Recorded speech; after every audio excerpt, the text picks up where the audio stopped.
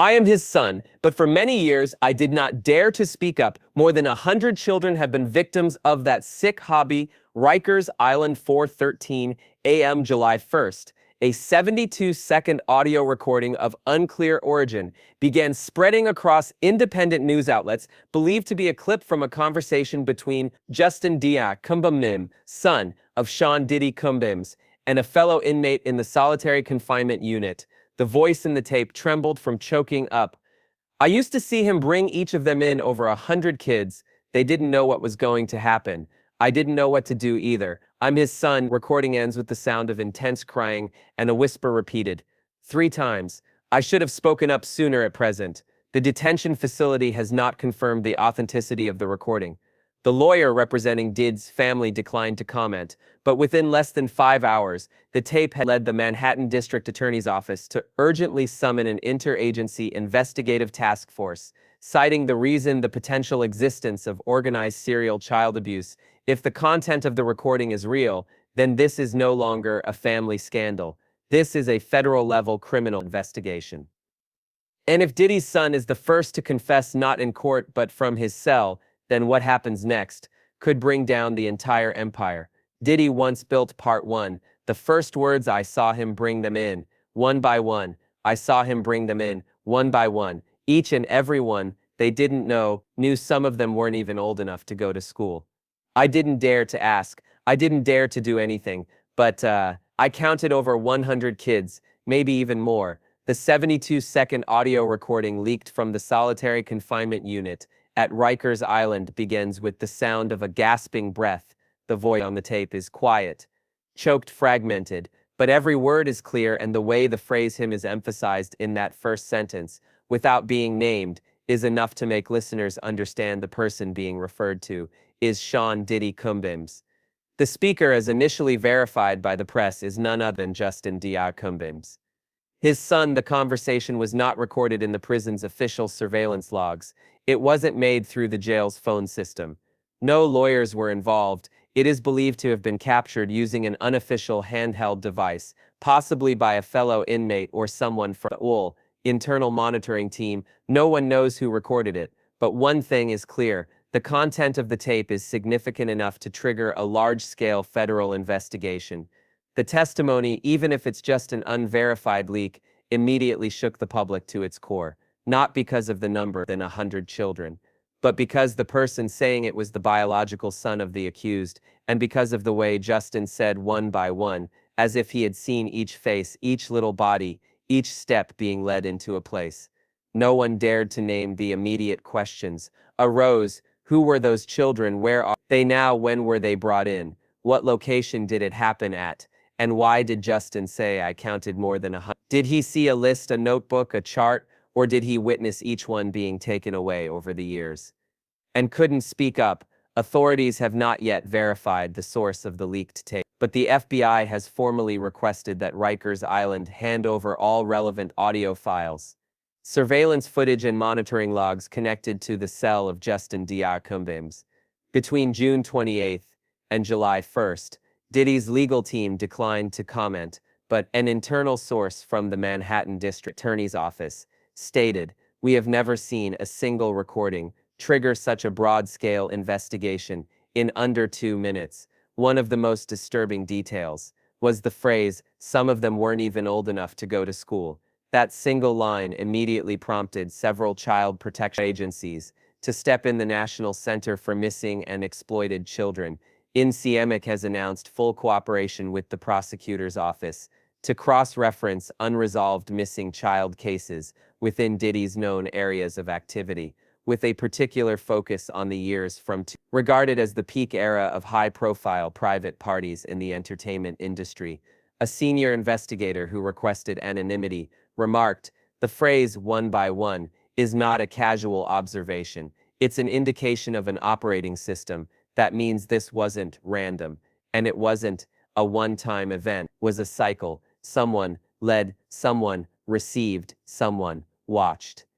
And if his own son says he counted more than 100, then we may be looking at a massive-scale abuse network that has been operating silently for years without detection.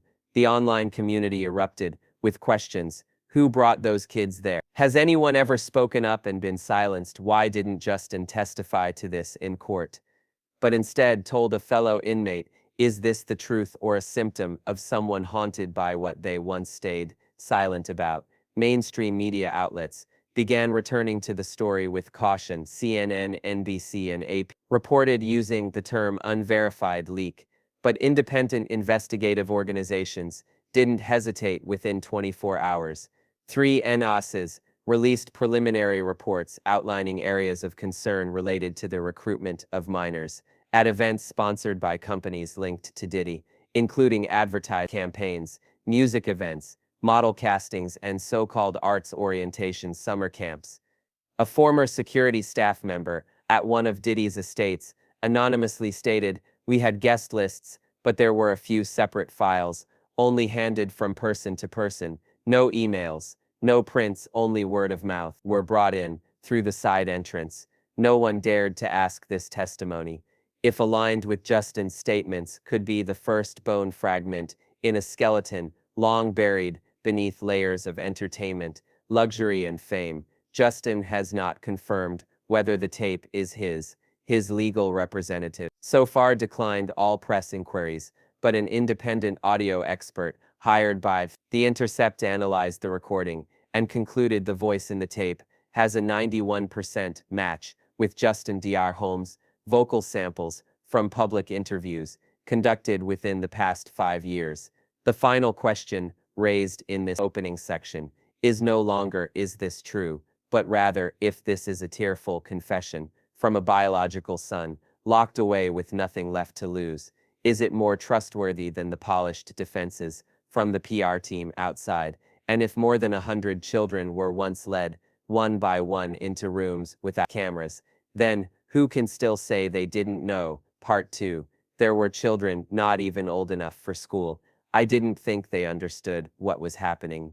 There were children still holding balloons. There were children carrying cartoon backpacks.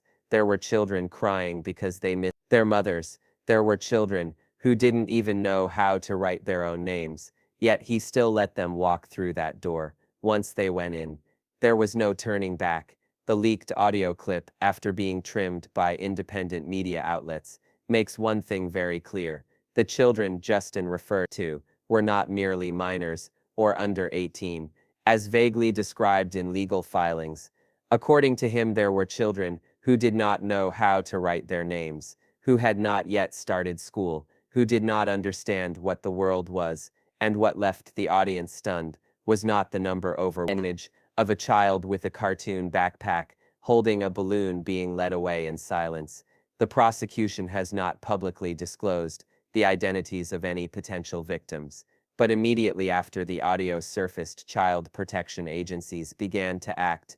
The National Center for Legal Protection of Children (NCP) reopened 12 unsolved missing children cases in the Los Angeles area from 2010 to 2018, a period believed to coincide with secret casting sessions at Diddy's private residence under the names of subsidiary companies. One such case mentioned was that of 7-year-old Kayla J., who disappeared in 2012 after her mother reported that the girl had been selected to participate in a children's talent training program at a villa in Hidden Hills.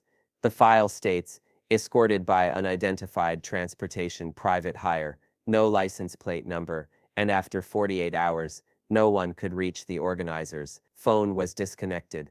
There was no company address. The police found no leads. The case went unsolved and was classified as undetermined disappearance, and now independent investigators report that the final address on the file, anonymized at the time, matches a property once leased through a representative of Diddy. What is terrifying is not only the detailed children not yet old enough for school, but the way the system operated, leaving no trace. A human rights lawyer described when children are taken by bare hands, with no contract, no identity verification, no parent accompanying them.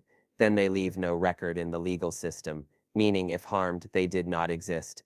And if this happened multiple times, then it is not a loophole, it is a deliberate method.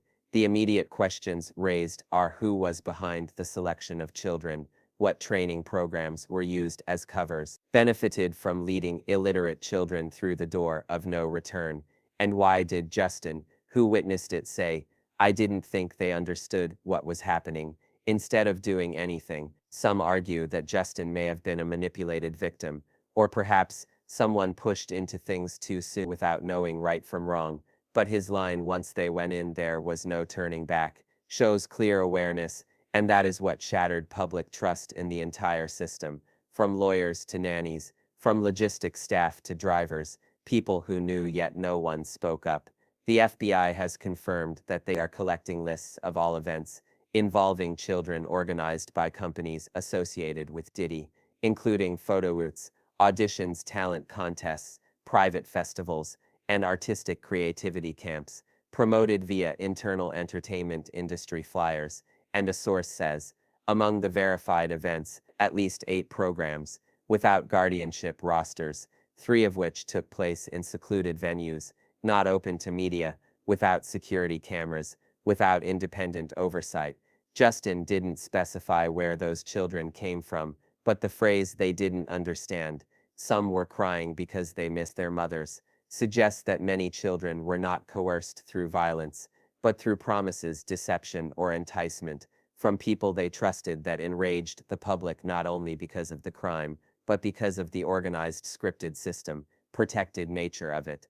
Some parents began speaking out. One anonymous mother said she once received an invitation for her 5-year-old daughter to participate in a portfolio photo shoot as a child artist from a broker, using the guise of art logistical support from a record label, once linked to Diddy. She refused, but kept the email, which is now being forwarded to the investigative team from a 72-second audio clip. The case has opened into federal investigative directions, and legal questions arise. How were those children taken without leaving any records? Who created the no guardianship, no paperwork system? Why did the entertainment industry, with hundreds of backstage workers, never speak up? And if Justin is telling the truth that he still let them walk through the door, then where is that door, and is it still open? The nature of this crime does not lie in a single act, but in how it was repeated over and over again, without leaving a trace. And if those children were not old enough to write their names, then who will write the truth for them? Part 3. I didn't dare to ask. I didn't dare to do anything. I didn't dare to ask. I didn't dare to do anything. There was once I almost opened my mouth, but he looked at me just one glance. I knew I had to shut up, and I stayed silent for more than 10 years. When the leaked recording continued to spread, Justin's next words did not reveal any new criminal acts. Instead, they revealed a sustained, paralyzing, fear-filled silence. Just one glance. That simple phrase was repeatedly shared across social media as a symbol of an invisible but total authority. No need for violence, no threat needed, just one look. Enough for someone who knew the truth to become a passive accomplice. Investigators refer to this as a coercive consensus mechanism rooted in patriarchal authority. That means people inside the system were not forced by violence, but subdued by fear, reputation, and family status.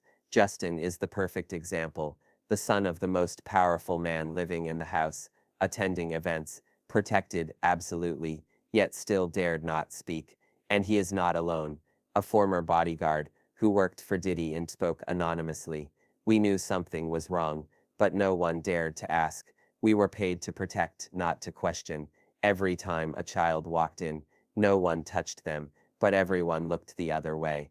The act of looking the other way became the focus of investigation in this phase, because if just witnessed it, but stayed silent for over a decade, then how many others are also carrying rotten truths in their hearts because they feared losing their job, losing their standing, losing their family? The question is no longer just who did what, but who knew, but didn't speak, who watched but did intervene, and who allowed it all to continue through silence. The prosecution confirmed they are reviewing all staff who worked in event areas, private villas, unregistered transport vehicles, and Diddy's security teams over the past 15 years.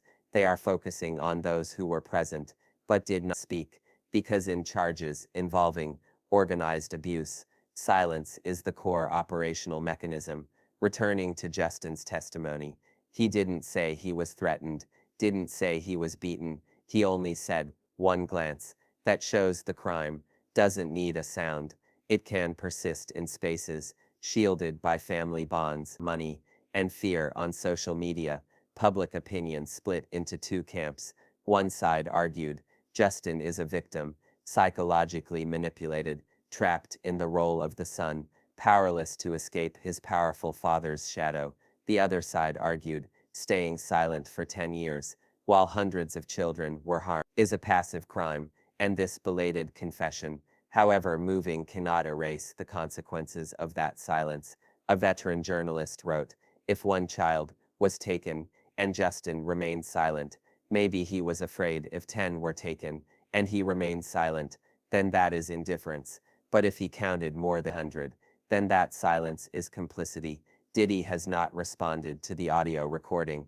His lawyer continues to maintain an unverified source position, but many experts say that Justin's refusal to deny, to rebut, or to excuse himself indicates greater authenticity than any technical verification. Statement, I stayed silent for more than 10 years, is being seen as the turning point of the entire case, not just because it acknowledges the crime, but because it outlines a collective silence model, one that allowed a violent empire to exist right under public scrutiny without anyone questioning it. Human rights organizations are now investigating not only Diddy, but also his associates, event organizers, managers, lawyers, PR firms, those who contributed to building his perfect image for years, because if one person's silence can allow a child to be destroyed, then an entire industry's silence can produce an endless chain of victims.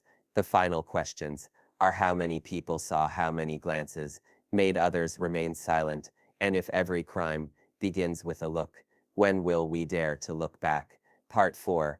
I counted more than 103. I counted not right then, but after each time, he would type something in his phone. Some days it was 2 children. Some days it was 3. I started keeping track too. At first, it was curiosity. Later it became that I could not count. I needed to know. I needed to remember up to the last time. It was tenuously simple statement from Justin, delivered a shock, unlike any other. It was no longer emotion. It was statistics. And from that statistic, experts began constructing a behavioral model. They no longer saw Diddy as a scandalous artist or an inhumane father. They began to view him as a criminal operating in a sequence planned, scheduled, with a data storage system, a method of repetition.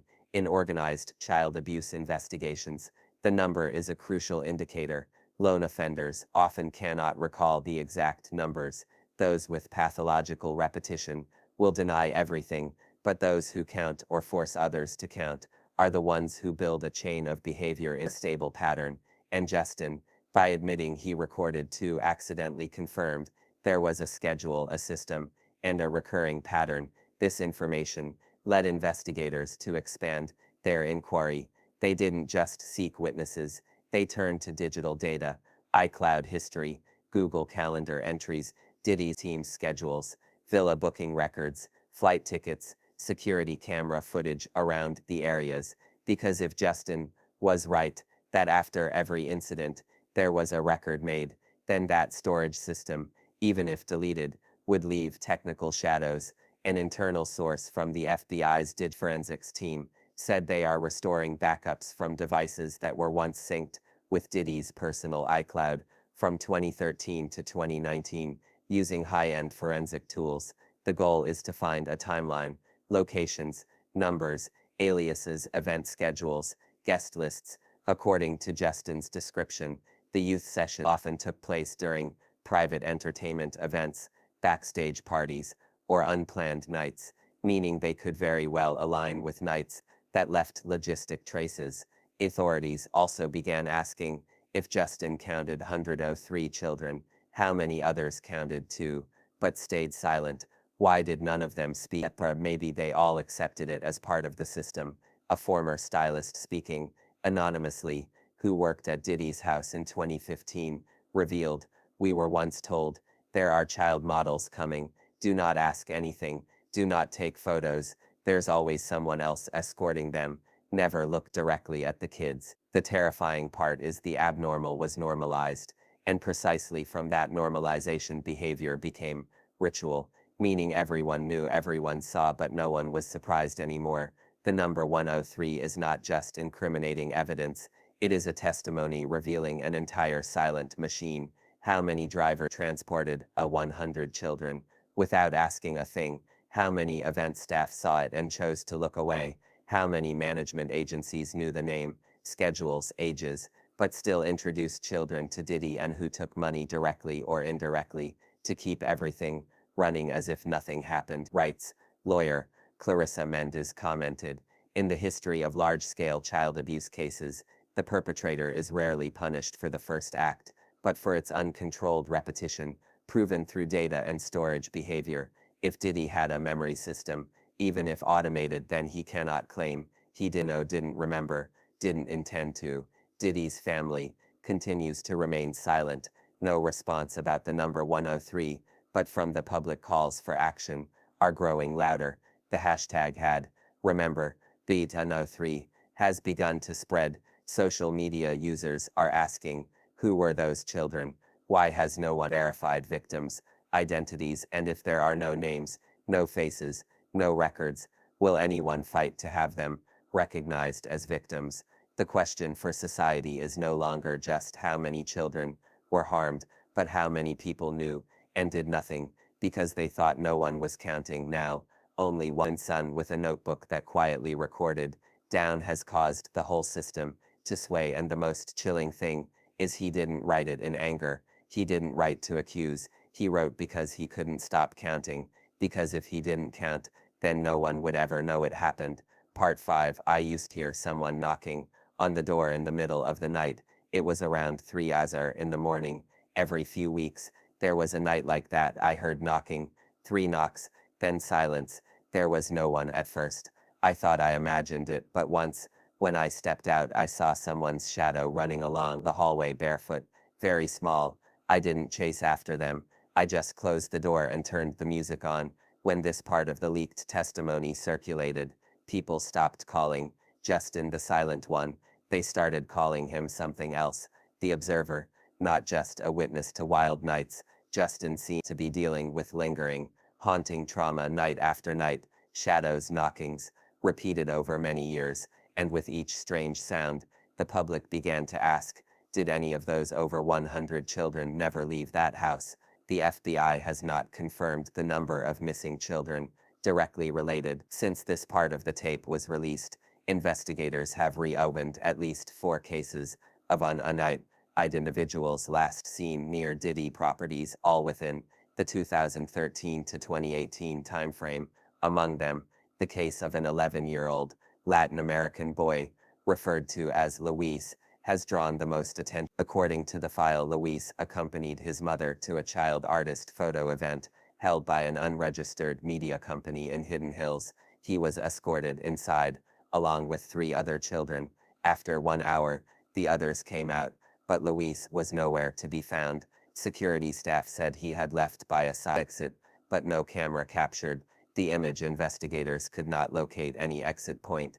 No one accepted responsibility. There was no evidence of violence, and the case was classified as disappearance without trace. The figure in Justin's memory, barefoot, very small, has led many to believe that Luis may be one of the surviving ghosts, desperate to escape, but never quite able to. Human rights attorney Clarissa Mendez said, in cases of detained child abuse, there is a phenomenon of legal non-existence. If no one reports the disappearance, if a child is brought in without a contract, without a guardian recorded, they have no legal basis to be searched for. That explains why many cases are never investigated or are downgraded, given low priority. What is most chilling is not just the testimony, but the community's denial and the legal void that makes victims invisible. The questions raised include, Justin heard the knocking many times. Why did he not open the door? If he saw a child's shadow run, why did he not report it? And if a single look from his father made him remain silent, how many children knocked? How many times before they lost hope? Forensic psychologists refer to this as past survivor syndrome, witnesses who do nothing and then live with prolonged guilt, leading to auditory hallucinations, haunting, and nighttime paranoia. But in Justin's case, the details are too specific. Time repetition, the shadow even describing 3 knocks. This leads investigators to believe it is not just illusion. It could be a repressed memory. The sentence, "I just closed the door and turned the music on," triggered public outrage, not only because it shows avoidance, but because it's living proof of a sustained chain of denial and apathy enabled by family privilege and financial power. From then, another question emerged. If among the 103 children, some knocked on the door, but no one opened it, then today, where are they? An anonymous insider in the investigative team confirmed they are reconstructing a map of internal hallways of properties once owned by Diddy, among them, at least unregistered rooms in construction records. One basement room in the Homey Hills estate was found to have soundproof reinforced walls, no windows, no ventilation shafts, and is now under high suspicion. Police have not drawn conclusions yet, but human rights organizations believe there are signs of record-free violence, meaning victims were used but never recorded. No name, no age, no medical record, no next of kin reporting, and when they vanish, no one knows. Ghosts do not only come at night, they live in silence throughout the day, and if the knock on the door was real, then someone might still be waiting to be saved. Part 6. Once he made me choose for him. There was one time, he even made me choose for him. 3 of them. I thought he was joking, but he wasn't. He said, "I don't want to choose tonight, you choose. Look closely which one looks the most obedient." I stood frozen, and he was smiling. The leaked testimony at this point has entered the darkest gray zone of the entire story, where silence is no longer just passive complicity, but approaches active participation from the position of observer. Justin Dior Combs, in this single moment, was thrust into the center, becoming the one making a choice that should never have existed. Investigators call this the forced sharing of moral responsibility stage, a psychopathic, psychological tactic that powerful perpetrators often use to obliterate the boundary between themselves and their closest associates. When Diddy asked his son to help choose, he was not merely avoiding the decision, he was shifting the weight of the crime onto someone else. Diddy knew full well, if Justin answered, if Justin pointed even without doing anything else, then in his memory he would always be the one at fault, and then no one would be pure enough to stand against him. This behavior is no longer an expression of individual pathology, it is calculated manipulation designed to pull others into the mud, turning every person in the system into an inextricable link, because if everyone is implicated, then no one dares speak up, and if the son of a powerful figure is bound by that endless loop, then who can be safe? Justin did not choose, he stood still, but in the recording, the final detail that sent chills through many was Diddy's smile. It wasn't the playful smile of someone joking. It was the satisfaction of someone who understood fully he had just trapped another person with no way out, an ethical trap where silence is enough to destroy any humanity left. Experts believe this is one of the clearest signs that the case may constitute an organized crime, not isolated individual acts. If Diddy once asked someone else to choose the victim, implies prior assignment, coordination, and organization. This structure, if confirmed, meets the criteria for federal-level prosecution, with the most serious criminal charges: systematic child abuse, human trafficking under the guise of entertainment, and running an intentional criminal enterprise. Multiple sources indicate investigators have begun expanding the list of potential witnesses, including stylists, artist assistants, event coordinators, security staff, and business partners who contracted with Diddy between 2012 to 2019. Individuals who were ever present at his estate have also been called for re-questioning, especially those who accompanied groups of children or were involved in casting minors for advertisements, music videos, and private projects. The focus is no longer solely on Diddy, but on the entire chain of individuals involved in the apparatus that operated for years. Behavioral analysis expert noted the statement he told me to choose shows Diddy was not only controlling bodies, but also seeking to control minds and memories of others, because when someone is forced into a morally wrong choice, even without making a decision, the trauma lingers. Justin now isn't just at one recounting what he witnessed. He is carrying inside him the moment he could have saved someone, but did not. And that will haunt him forever. Social reaction to this recording is sharply divided. One side argues Justin deserves his own investigation because he may have known more than he said. The other side believes he was psychologically manipulated from childhood, trapped in his powerful father's world where there is no concept of right or wrong, only hidden commands. But on either side, the most painful question remains: if he was forced to choose once, did it happen again? And if so, Justin comply? The FBI neither confirms nor denies that Justin was once privately summoned to be questioned about his indirect involvement. But federal prosecutors have confirmed they are collecting data from phones that used the private Wi-Fi network at the estate, aiming to cross-reference real-time behavior, including internal camera footage, photo access logs, login data, and secret event schedules, any match with the testimony. Three Kids Choose One could be a groundbreaking prosecutorial pivot because it is irrefutable evidence. There was once a structure for selecting victims, and someone carries it out on a deeper level. This testimony forces the public to face a bitter reality in abuse models, protected by fame and money. Those considered closest are often the first whose ethics are warped. They are not allowed to feel disgust. They are not allowed to refuse. They are only allowed to stand still and live with that memory as part of the glamorous life they had to trade for those who have been victims or family members of victims. The phrase "you choose" is nothing less than a knife that kills hope, because it shows it wasn't just one disturbed person acting, but perhaps an entire system behind it. And if even family members don't dare to speak, then who will? No one knows whether Justin ever pointed, but now he is pointing in a different way, pointing toward the darkness he was drawn into, pointing at the father he once wanted to believe was good, pointing toward the truth could not speak for so many years. And now, when all doors have closed, when all that's left is the knocking in his head, Justin chose to speak when the final recording ended. When Justin's voice fell silent once more after his last words from the cell, no one knew whether he would ever find peace, revealing everything he just had. But one thing is certain: silence can no longer shield crimes. The wall of fame, wealth, and power that Diddy built around himself over more than 2 decades is now beginning to crack from the inside. Not due to media pressure, not due to justice. From the outside, because of his own son. The one who had witnessed, remained silent, and ultimately chose to break it all apart. The entirety of the leaked testimony is not just an accusation, but the shattered fragments of a complex criminal system. A system wrapped in perfect disguise. $1 million parties, platinum music, deals, photographs with heads of state charity campaigns, praised by the press.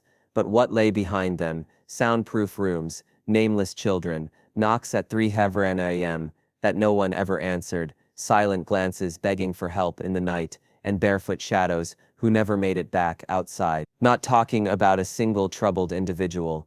We are facing the possibility of a machine that profited off the suffering of those who had no voice. From the 30th court hearing, where Diddy lost control as he listened to Justin testify on the stand, to every minute of prison.